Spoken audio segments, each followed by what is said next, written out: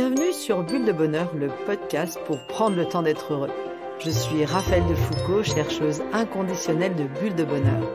Ce podcast est propulsé par 2 minutes de bonheur. Aujourd'hui, nous vous proposons notre numéro 138, Je prends le temps d'être heureux. Cette semaine, commençons par un témoignage de couple. Merci infiniment pour Un temps pour deux qui est un rayon de soleil dans notre quotidien de couple. En prenant notre temps pour explorer en plusieurs soirées chaque numéro, on faisait finalement durer le plaisir et aussitôt arrivait le prochain numéro d'Un temps pour deux dans notre boîte aux lettres. Merci à vous deux pour ce témoignage, vous qui prenez le temps de vous occuper de votre couple. Effectivement, comme je le dis souvent, un couple, c'est comme un poêle. On a besoin d'y mettre des bûches tout le temps pour que le feu continue à brûler. Un temps pour deux et 2 minutes mon amour sont des bûches de qualité. Du chêne, je vous le dis, c'est effectivement la magie des outils créés par des professionnels. Oh là là, mais qu'est-ce que ça me chicote! Je n'ai pas le temps de regarder tes devoirs. Dépêche-toi, on n'a pas le temps. Je ne trouve pas le temps d'appeler cette vieille tante pourtant si seule. Impossible de finir ma to-do list. Le temps passe trop vite. Mes journées ne font que 24 heures. Même pas le temps d'aller me faire épiler. Ce dossier, pour le remettre à temps, ça va être du sport.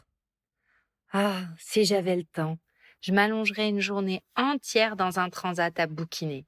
Je siroterais un bon cocktail avec des copines en ne faisant rien, ou je passerais la journée avec mes enfants, et le soir, on se ferait un bon resto avec mon amoureux.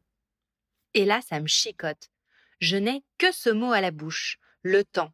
Je rêve d'en avoir plus, et à côté de ça, je ne fais rien pour arranger les choses. Alors comment faire pour prendre le temps de prendre le temps?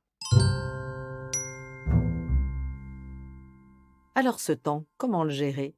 Alors j'ai envie de vous raconter une petite histoire sur l'utilisation et la valeur du temps. Certains d'entre vous la connaissent peut-être déjà, mais elle s'entend toujours avec autant de délices. Alors, vous avez gagné un concours. Grâce à cela, vous allez être crédité de 86 400 € ou 86 400 $, ou je ne sais quelle monnaie en fonction de l'endroit où vous vous trouvez, et vous en êtes crédité tous les matins au réveil. Et il y a 2 règles qui s'appliquent à ce concours. La première, vous pouvez dépenser cet argent uniquement dans la journée. Le solde non utilisé ne peut être transféré sur un autre compte, il sera repris quand vous allez vous coucher. Et d'autre part, deuxième règle, ce jeu peut s'arrêter à tout moment. Alors la question est, que feriez-vous si un tel don vous arrivait? Vous dépenseriez chaque euro pour vous faire plaisir et vous offrirez quantité de cadeaux aux gens que vous aimez. Ou alors, vous pouvez utiliser chaque pièce offerte par cette banque magique pour apporter du bonheur dans votre vie, dans celle de ceux qui vous entourent et même dans celle de ceux que vous ne connaissez pas, car dépenser 86 400 €, dollars en une seule journée, pas forcément facile. Et puis, troisième option, vous ne dépensez rien. Vous aurez la même chose demain, donc autant attendre le lendemain pour avoir de bonnes idées. Vous l'avez peut-être compris, cette banque magique, nous l'avons tous, c'est le temps. Tous les matins, au réveil, nous sommes chacun crédités de 86 400 secondes de vie pour la journée. Et lorsque nous nous endormons le soir, il n'y a pas de report possible. Ce qui n'a pas été vécu dans la journée est perdu. Effectivement, hier vient de passer. Chaque matin, cette magie recommence et vous êtes à nouveau crédité de 86 400 secondes et vous jouez avec cette règle incontournable. La banque peut fermer votre compte à n'importe quel moment et sans préavis. Alors, me diriez-vous, comment apprécier cette valeur du temps? En effet, le temps n'est pas le même selon les contextes et selon nos besoins. Qu'est-ce que 10 ans de vie? Posez la question à un chercheur qui travaille sur la molécule de la maladie d'Alzheimer. Qu'est-ce qu'une année de vie? Posez la question à un étudiant qui vient de rater son examen de fin d'année. Qu'est-ce qu'un mois de vie? Parlez-en à une mère qui vient de mettre au monde un enfant prématuré et qui attend qu'il sorte de la couveuse pour prendre dans ses bras son bébé sain et sauf. Qu'est-ce qu'une semaine? Interrogez celui qui vient de commencer un travail à qui on annonce qu'il n'aura que 8 jours de congé. Et qu'est-ce qu'une journée? Demandez à deux amoureux transis qui attendent de se retrouver. Et qu'est-ce qu'une heure? Questionnez un claustrophobe coincé dans un ascenseur en panne. Qu'est-ce qu'une seconde? Regardez l'expression d'un homme qui vient d'échapper à un accident de voiture. Et qu'est-ce qu'un millième de seconde? Demandez à l'athlète qui vient de gagner la médaille d'argent au JO et non la médaille d'or pour laquelle il s'était entraîné toute sa vie. Effectivement, en fonction des personnes, des moments de notre vie, de nos besoins, notre rapport au temps est différent.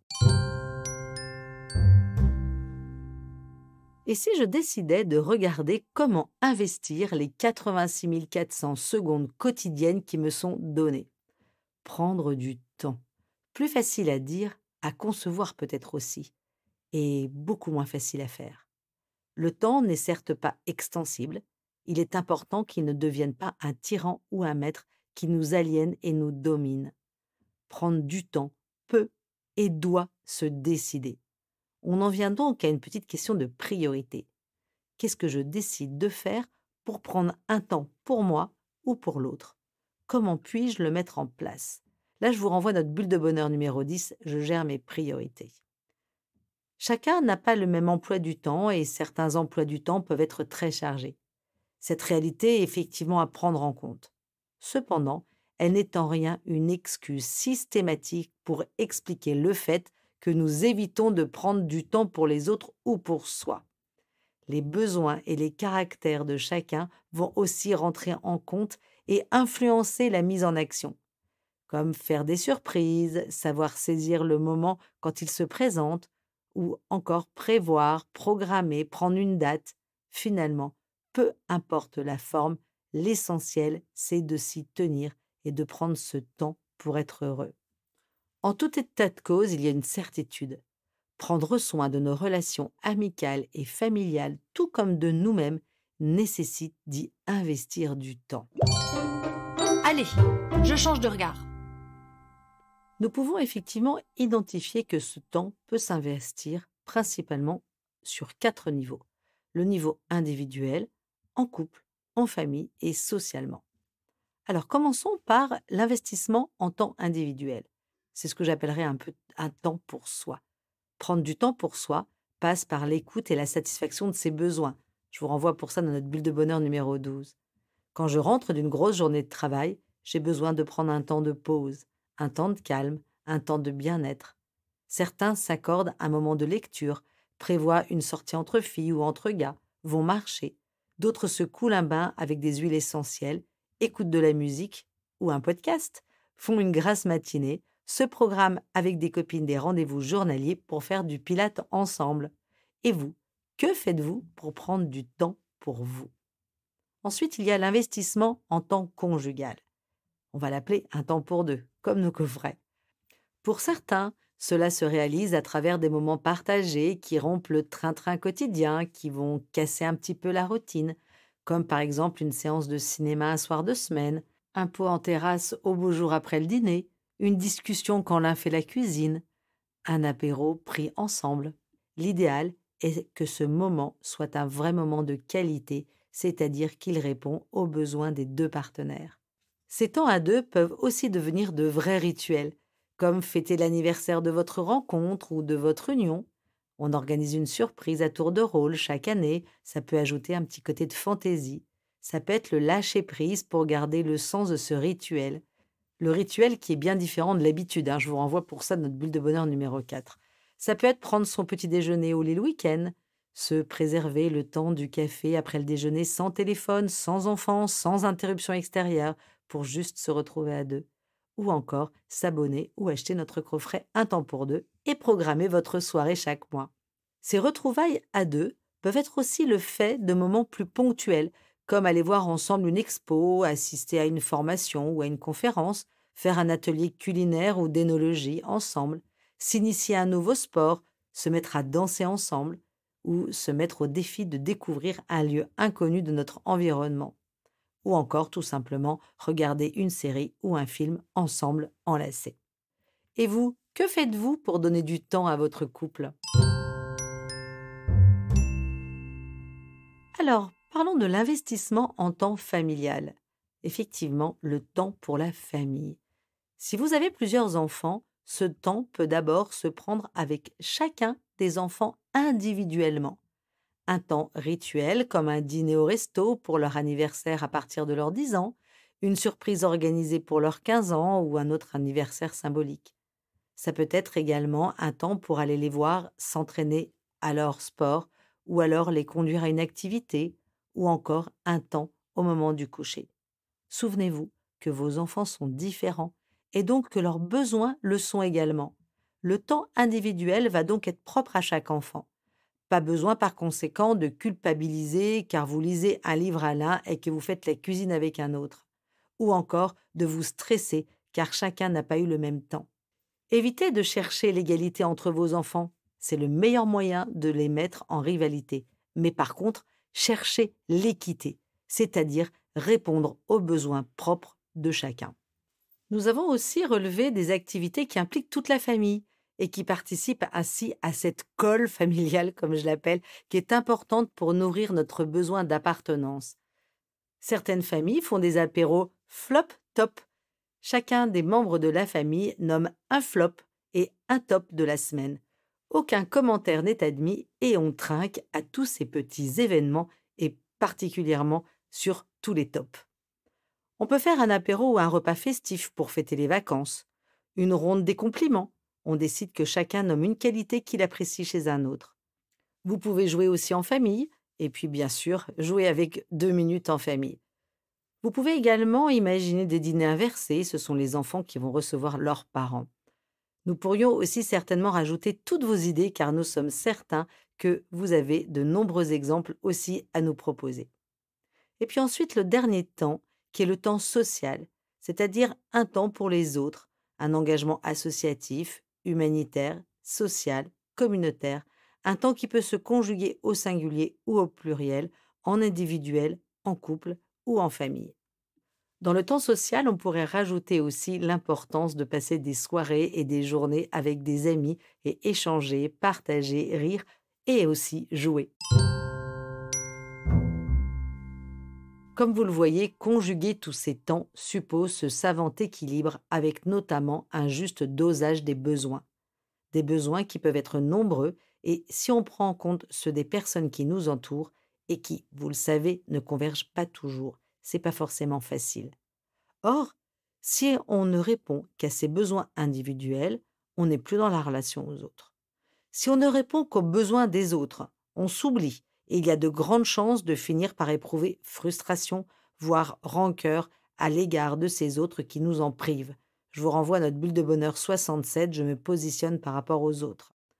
On peut aussi éprouver un désœuvrement quand la source de ses propres besoins change ou disparaît. Par exemple, si je ne pense qu'à mes enfants et que je fais tout en fonction d'eux, que se passera-t-il quand ils quitteront la maison?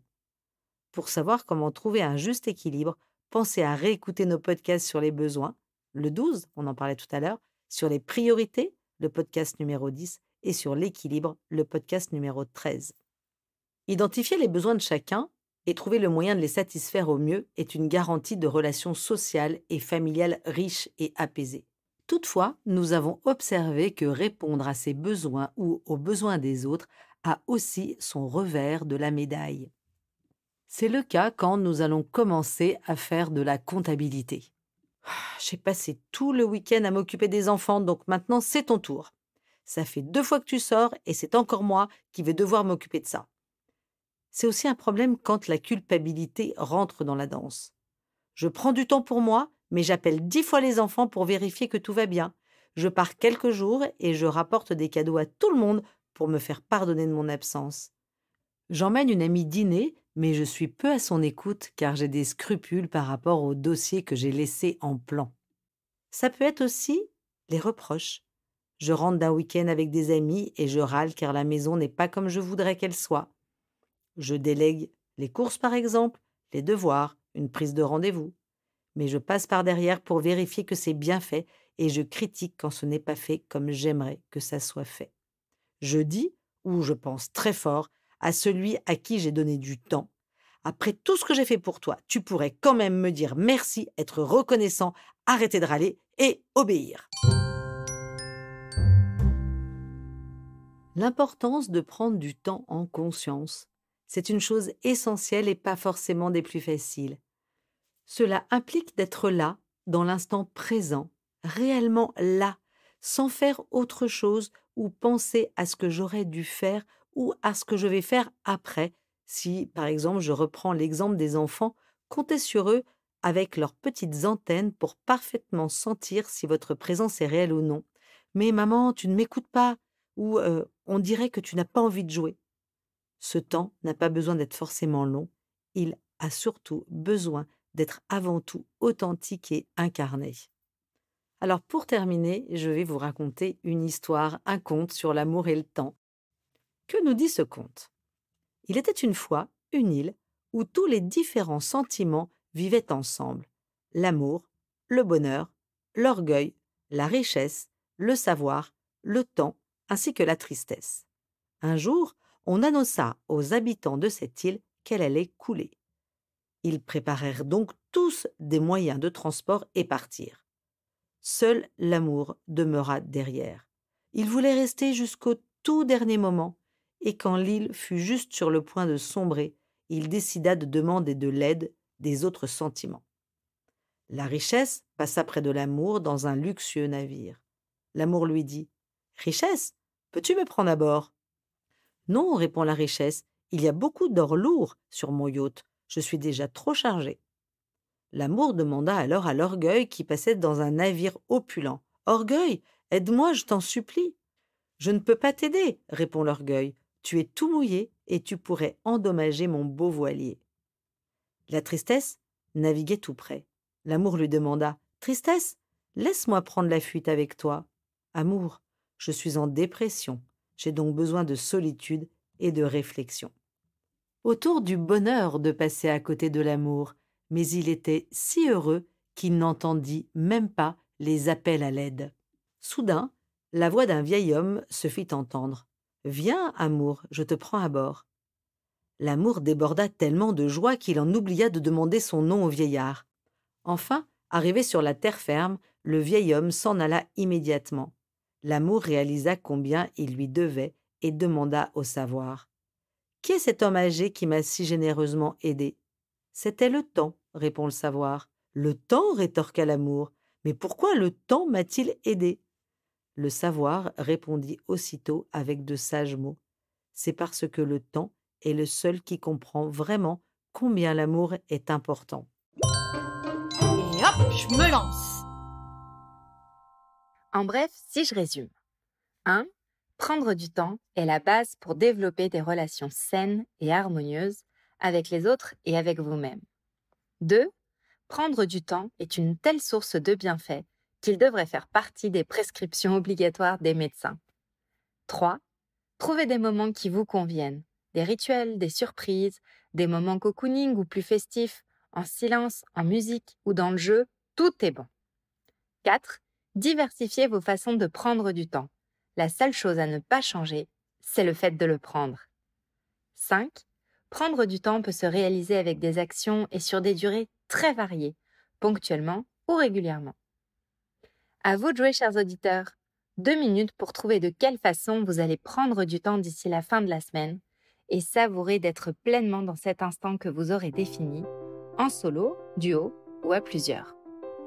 Avec Bulle de Bonheur, prenez le temps d'être heureux. Merci pour votre écoute. Si vous avez aimé, dites-le nous avec 5 étoiles. Laissez vos commentaires et envoyez des bulles de bonheur à vos amis et partagez ce podcast. Inscrivez-vous à la newsletter en allant sur notre site 2 minutes de bonheur pour être notifié des prochains épisodes. C'est aussi très facile de nous trouver sur les réseaux sociaux, Facebook et Instagram. Il suffit de chercher 2 minutes de bonheur. Bulle de bonheur est propulsée par 2 minutes de bonheur, des outils pour créer du lien et prendre le temps d'être heureux.